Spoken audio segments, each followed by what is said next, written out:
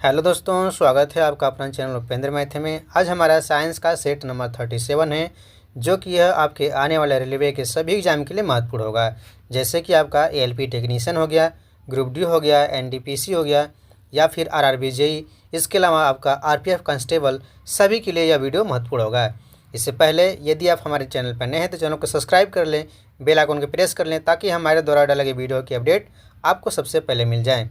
यदि आप एएलपी की तैयारी करते हो तो हमारे इस चैनल पे बेसिक साइंस की प्रीवियस ईयर क्वेश्चन कराया जाता है, तो हमारे चैनल को सब्सक्राइब कर ले और वहां से अपने बेसिक साइंस को मजबूत कर सकते हैं। क्योंकि आपको पता है कि एएलपी सीबीटी 2 में जो आपका स्कोरिंग होता है, सबसे ज़्यादा बेसिक साइंस और इंजीनियरिंग ड्राइंग से ही क्वेश्चन पूछा जाता है, जो कि इस बार सिलेबस में लगभग 50 नंबर का पूछा जाएगा।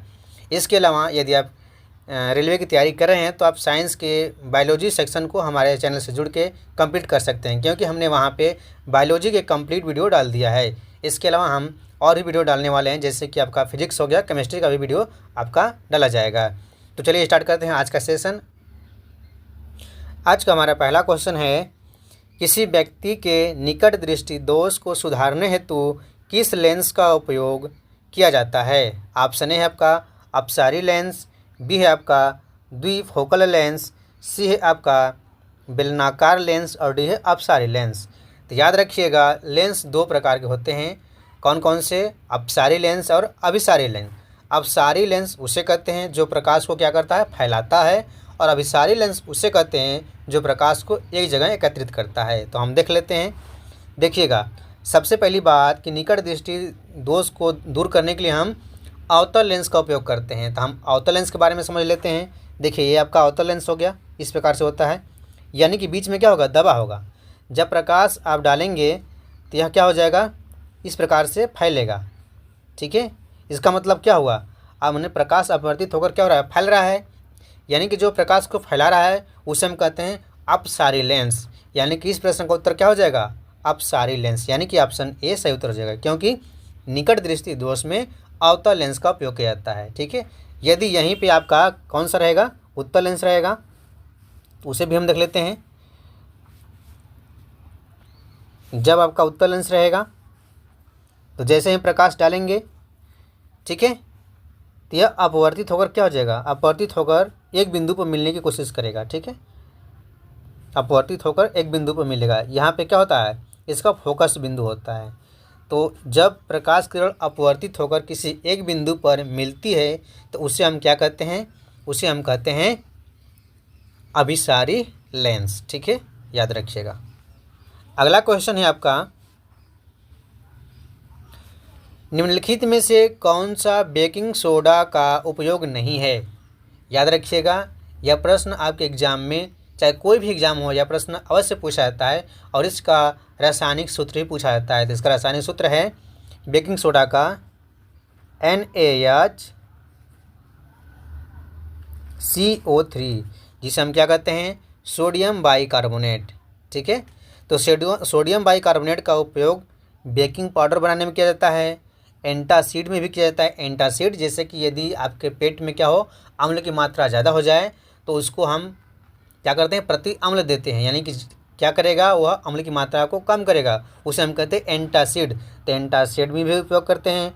उसके बाद सोडा एसिड अग्निशामकों में भी इसका उपयोग करते हैं, यानी कि आग बुझाने में भी इसका काम किया जाता है, लेकिन विरंजन क्रिया में इसका उपयोग नहीं किया जाता है। विरंजन के लिए किसका उपयोग करते हैं, उसके लिए हम कैल्शियम ऑक्सीक्लोराइड का उपयोग करते हैं। ठीक है, याद रखिएगा।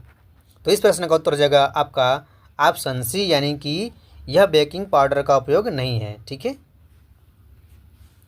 अगला प्रश्न देख लेते हैं, रात के समय प्रकाश संश्लेषण के बिना डैश का उत्सर्जन एक मुख्य विनिमय गतिविधि है।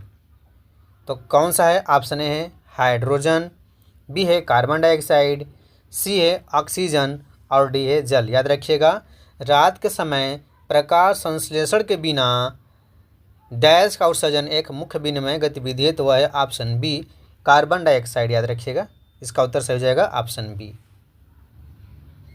अगला प्रश्न है आपका, यदि किसी व्यक्ति को दूर की वस्तुएं स्पष्ट रूप से दिखाई नहीं देती है तो उसे कौन सा दृष्टि दोष है और इसे कैसे सही किया जा सकता है? याद रखिएगा, दो प्रकार से हमारी आँखों में दोष होता है। एक होता है निकट दृष्टि दोष। इसमें क्या होता है, इसमें निकट की वस्तु साफ दिखाई देगी लेकिन दूर की वस्तु साफ नहीं दिखाई देगी, ठीक है। और दूसरा होता है दूरदृष्टि दोष, यानी कि दूर की वस्तु साफ दिखाई देगी लेकिन पास की वस्तु साफ नहीं दिखाई देगी। और तो हम देख लेते हैं इसमें क्या कहा गया है, किसी व्यक्ति को दूर की वस्तुएं स्पष्ट रूप से दिखाई नहीं देती है। इसका मतलब निकट दृष्टि दोष हुआ, क्योंकि निकट दृष्टि दोष में पास की वस्तुएं सही दिखाई देती है लेकिन दूर की सही नहीं दिखाई देती। तो निकट दृष्टि दोष में हम कौन सा उपयोग करते हैं लेंस का, वो होता है अवतल लेंस, ठीक है। तो कौन सा दोष होगा, निकट दृष्टि दोष और अवतल लेंस, यानी कि ऑप्शन बी इसका सही उत्तर हो जाएगा। यदि दूरदृष्टि दोष होगा तो उसमें हम उत्तल लेंस का उपयोग करते हैं, ठीक है, याद रखिएगा। अगला क्वेश्चन है आपका, मधुमक्खी के डंक से होने वाले दर्द से राहत पाने के लिए इनमें से किस रसायन को लगाया जाता है। ऑप्शन ए है सोडियम कार्बोनेट, बी है सोडियम बाइकार्बोनेट, सी है कैल्शियम सल्फेट और सी है कैल्शियम कार्बोनेट। तो याद रखिएगा, मधुमक्खी का जब डंक यानी कि जब मधुमक्खी काटती है तो उस समय दर्द से राहत पाने के लिए हम सोडियम बाइकार्बोनेट का उपयोग करते हैं, यानी कि ऑप्शन बी इसका सही उत्तर हो जाएगा, ठीक है। अगला क्वेश्चन देख लेते हैं, वायुमंडलीय दाब और वाष्पोत्सर्जन की दर एक दूसरे के डैश होती हैं। तो याद रखिएगा, वायुमंडल की दाब और वाष्पोत्सर्जन की दर एक दूसरे के व्युत्क्रमानुपाती होती हैं, यानी कि जैसे वायुमंडलीय दाब बढ़ेगा वाष्पोत्सर्जन की दर कम होगी। यदि वायुमंडलीय दाब कम होगा तो वाष्पोत्सर्जन की दर क्या होगी, बढ़ेगी, ठीक है। यानी कि यह एक दूसरे के व्युत्क्रमानुपाती होते हैं, ऑप्शन बी सही हो जाएगा, याद रखिएगा। अगला प्रश्न है आपका, त्रिकोणीय प्रिज्म के माध्यम से प्रकाश के वर्ण विक्षेपण के दौरान श्वेत प्रकाश डैश रंगों की पट्टियों में विभाजित हो जाता है। ऑप्शन ए है 8, बी है 5, सी है 3 और डी है 7। याद रखिएगा, जब भी हम श्वेत प्रकाश एक प्रिज्म से गुजारते हैं तो क्या हो जाता है, वह 7 रंगों में विभक्त हो जाता है, ठीक है। कितने रंगों में, 7 रंगों में, 1 2 3 4 5 6 7 रंगों में, ठीक है। और सारे जो ये प्रकाश होगा वह प्रिज्म के आधार की तरफ झुक जाएंगे, ठीक है, याद रखिएगा। यानी कि इसका उत्तर हो जाएगा ऑप्शन डी। और देखिएगा, जो सबसे ज़्यादा उड़ता है वो आपका होता है वायलेट, जो सबसे कम उड़ता है वो होता है रेड, ठीक है। यानी कि जो लाल रंग की प्रकाश होती है वह कम उड़ता है, लेकिन जो आपका वायलेट रंग की प्रकाश से सबसे ज़्यादा उड़ता है, याद रखिएगा। और लाल रंग का तरंग दैर्घ्य भी सबसे ज़्यादा होता है और आपका वायलेट रंग का तरंग दैर्घ्य सबसे कम होता है, इसे भी याद रखना है। अगला क्वेश्चन देख लेते हैं, निम्न में से किस रासायनिक यौगिक को संगमरमर कहा जाता है। Option A calcium hydroxide, option B calcium bicarbonate, option C calcium carbonate और ऑप्शन डी हो जाए कैल्शियम ऑक्साइड। याद रखिएगा, कैल्शियम कार्बोनेट उसे हम कहते हैं CaCO3, इसे हम कहते हैं कैल्शियम कार्बोनेट को हम संगमरमर या मार्बल भी कहते हैं, ठीक है। देखिएगा, यह हो गया आपका कैल्शियम हाइड्रॉक्साइड, यानी कि CaOH का होल ट्वाइस, ठीक है। इसे हम बुझा हुआ चूना भी कहते हैं, याद रखिएगा। एग्जाम में पूछा जाता है कि बुझा हुआ चूना का रासायनिक सूत्र क्या होगा, तो CaOH का होल ट्वाइस होता है, ठीक है। उसके बाद होता है कैल्शियम ऑक्साइड CaO, इसे हम कहते हैं बिना बूझा चूना, ठीक है। तो इसे भी याद रखना है, कैल्शियम ऑक्साइड को बिना बूझा चूना कहते हैं। अगला प्रश्न है आपका, डैश बीज के 3 भाग होते हैं। ऑप्शन ए है बीजपत्र, युग्मज और परांकुर, बी है बीजपत्र, मूलांकुर और परांकुर। इस प्रश्न का उत्तर ऑप्शन बी ही सही हो जाएगा, ठीक है। यानी कि बीजपत्र, मूलांकुर और परांकुर बीज के 3 भाग होते हैं, ठीक है। अगला प्रश्न है आपका, किसी चालक का प्रतिरोध इनमें से किस पर निर्भर नहीं करता।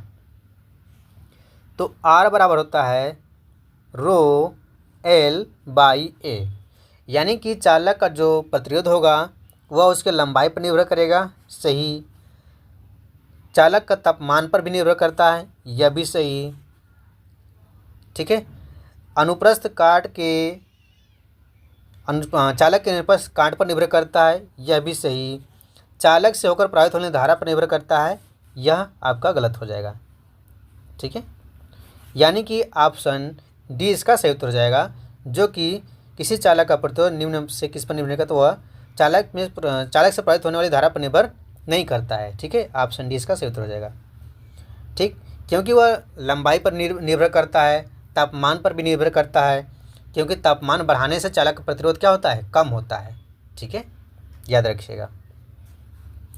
अगला प्रश्न है आपका, निम्नलिखित में से कौन सी धातु ठंडे या गर्म पानी के साथ प्रतिक्रिया नहीं करती है? तो याद रखिएगा, सोडियम जो है ठंडे जल के साथ बहुत तेज़ी से अभिक्रिया करता है, पोटेशियम भी करता है ठंडे जल के साथ, और कैल्शियम भी ठंडे जल के साथ अभिक्रिया करता है। आपने देखा होगा दिवाली के समय में जब दीवारों की पुताई के लिए चूना लाया जाता है तो आप उसको जल में डालते हैं तो उसमें से क्या निकलता है, बुदबुदा, यानी कि वह अभिक्रिया करता है किससे, जल से। जितना ठंडा जल होगा उतना तेज से वह अभिक्रिया करेगा और उसमें से ऊष्मा निकलती है। ठीक है, और जो बुलबुला होता है वह हाइड्रोजन गैस का बुलबुला होता है। ठीक है, तो तीनों जब जल से, जैसे कि सोडियम हो गया, पोटेशियम हो गया, कैल्शियम हो गया, तीनों जल से अभिक्रिया करेंगे तो उसमें हाइड्रोजन गैस निकलता है, और हाइड्रोजन जो गैस है वो बहुत ही ज्वलनशील गैस है। ठीक है, याद रखिएगा। तो कौन सा उत्तर, इसका उत्तर सही हो जाएगा, वो ऑप्शन डी, यानी कि एल्युमिनियम। एल्युमिनियम आपका ठंडे जल से अभिक्रिया नहीं करता है। एल्युमिनियम ऑक्सीजन से अभिक्रिया करता है। ठीक है, वायु की नमी से अभिक्रिया करता है, वायु से अभिक्रिया करता है, और क्या बनाता है, एल्युमिनियम ऑक्साइड बनाता है, जो कि वह एक संक्षारण रोधी होता है। उसको क्या करता है, संक्षारण से बचाता है, किसको, एल्युमिनियम को। याद रखिएगा, यानी कि इस प्रश्न का उत्तर ऑप्शन डी हो जाएगा, जो कि यह ठंडे पानी से अभिक्रिया नहीं करता है। अगला प्रश्न आपका हो जाएगा, इनमें से कौन सा पुष्प का मादा जनन अंग है? स्त्री केसर, पंखुड़ी, पुंकेसर और बादल। तो मादा जनन जो अंग है वह है स्त्री केसर। ठीक है, वो केसर आपका नर जनन अंग है, इसे भी याद रखिएगा। ऑप्शन इसका सही उत्तर हो जाएगा। अगला प्रश्न है आपका, विद्युत चुम्बकीय प्रेरण की घटना किसके कारण होती है? ऑप्शन ए, प्रणाली को विद्युत चुंबक से जोड़ना, गलत। प्रणाली में गैल्वेनोमीटर की उपस्थिति, यह भी गलत। चुंबक और कुंडली की नियत स्थिति, यह भी गलत हो गया। कुंडली से गुजरने वाले चुंबकीय अभिवाह में परिवर्तन, यानी कि ऑप्शन डी इसका सही उत्तर हो जाएगा। ठीक है, जो कि प्रेरण की घटना होती है वह कुंडली से गुजरने वाले चुंबकीय अभिवाह में परिवर्तन के कारण ही होता है। ऑप्शन डी सही उत्तर हो जाएगा। अगला क्वेश्चन है आपका, श्वेत श्याम यानी कि ब्लैक एंड वाइट फोटोग्राफी में निम्न में से किस लवण का उपयोग करते हैं? याद रखिएगा, वह आपका है सिल्वर ब्रोमाइड, यानी कि ऑप्शन डी सही उत्तर हो जाएगा। याद रखिएगा।